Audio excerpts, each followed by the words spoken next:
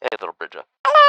Are you tired of vampires? Are you tired of getting jumped in Ridgeby County? Yes! Do you want to help clean up our streets from these oversized mosquitoes? Yes, sir! Then you've come to the right place. Vampire Hunting Academy. And the only thing you need to do to get in is to watch this course. In this 4-lesson course, we'll go over the identification of a vampire, the biology and the toolkit of a vampire, the proper tools and gear to take down a vampire, and last and certainly not least, the proper cards to take one down. Our first lesson will be on the identification of a vampire from far, medium range, and close range. When engaging a target, it is crucial that you have some amount of space from them, as vampires are extremely deadly up close. Outside of the major tells, such as the vampire toolkit, a few ways to identify a vampire from far are their speed and agility. Vampires are extremely fast and have the ability to scale walls. If you see any inhuman feats of athleticism, then you know the target.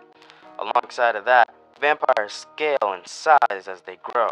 So if you see an unusually large person, don't assume it's Ganum. They're probably a vampire. From medium range, pay attention to their toolkit. Vampires can't hold guns, nor can they be spin users. So if you see someone without those two things, you can have a reason for suspicion. And from up close, pay attention to their eyes. Vampires will have blood red eyes compared to the usual white in humans. Remember, some vampires will use cosmetics to hide their eyes, so be careful. And lastly, remember how to identify vampires from range.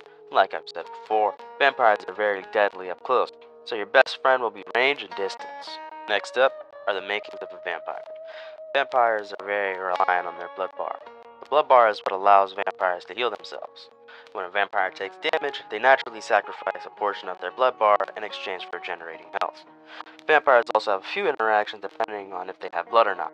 According to the Vampire Encyclopedia, vampires take 10% more gun damage when their blood is empty, 20% less if they have blood in it, and 30% more explosion damage if their blood bar is empty.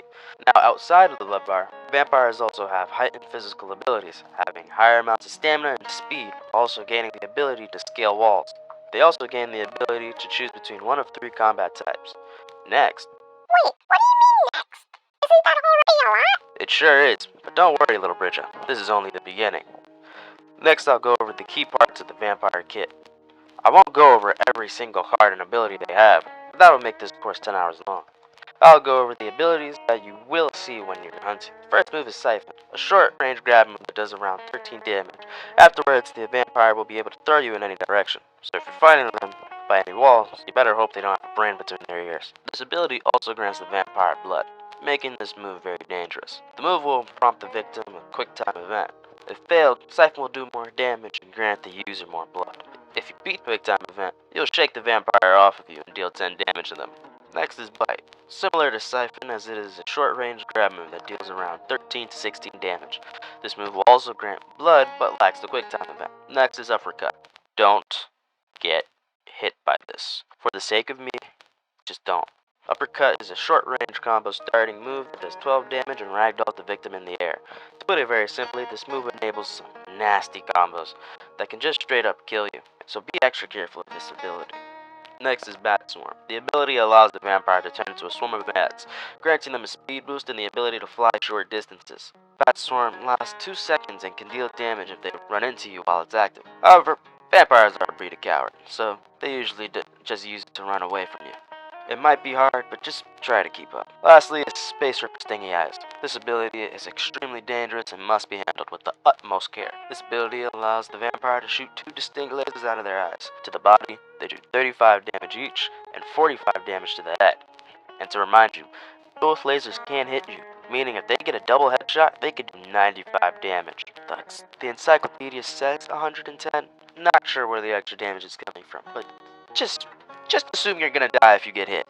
No worry, there is one counter. This move has a very large windup, and headshotting the vampire during it will cancel the move, so you better have a good shot. Remember, I do not cover all the abilities or ability combination, but with the help of this course, I believe you'll be capable enough to learn and adapt to any combination of vampire abilities to effortlessly slay them. Now we can finally pick our gear. Vampires are particularly weak to all silver-based weapons, igniting them into a blue and white flame on contact. To start, we'll have the silver dagger, which can be found through chests while fishing, and potentially through safes as well. The damage of the dagger varies, depending on the cards that you use, but it should do around 8 to 9 as a base, and can stack up all the way to 12 depending on the cards you have.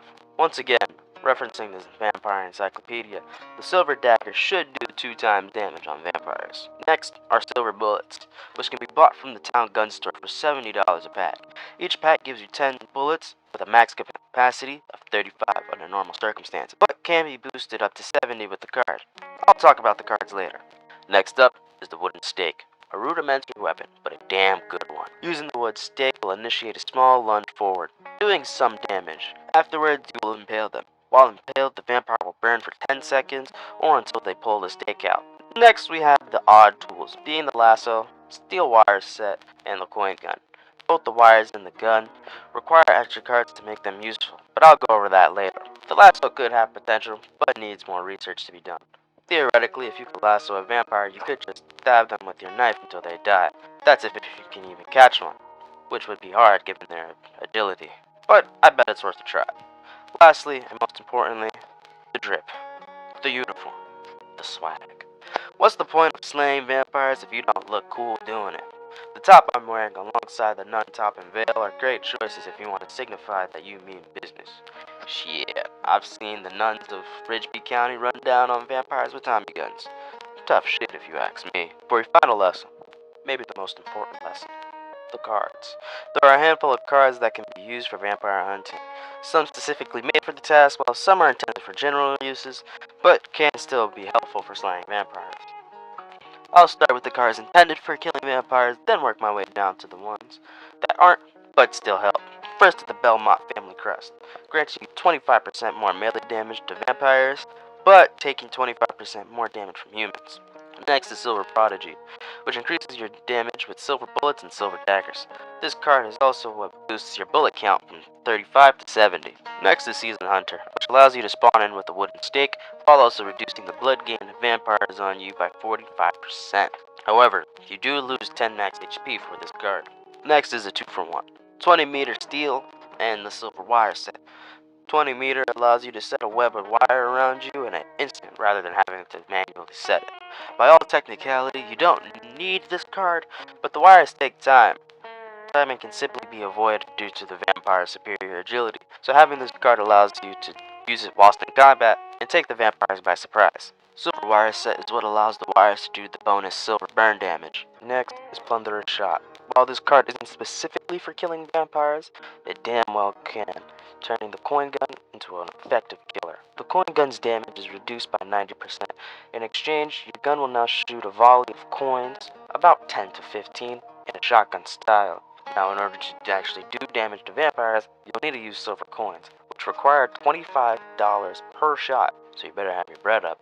This will do 1.4 damage per coin while also applying the silver flames. Lastly, the cards that aren't made to kill vampires, but help anyways. I'll quickfire to not bore. 1.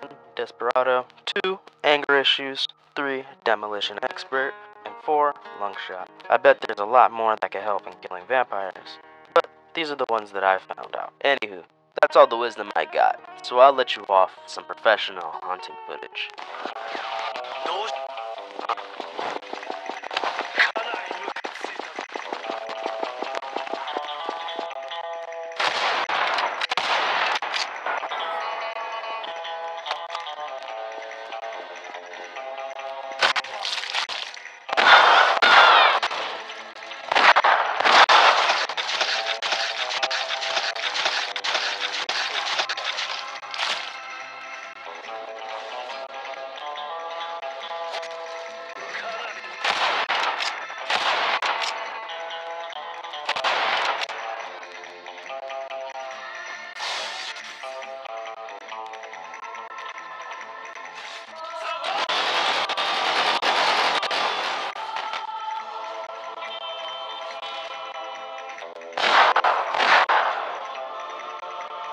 Stupid fast.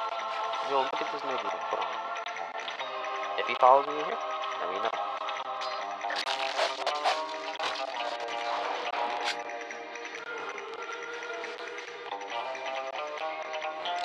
Fucking pussy coward. bitch. I don't know why you stalking me.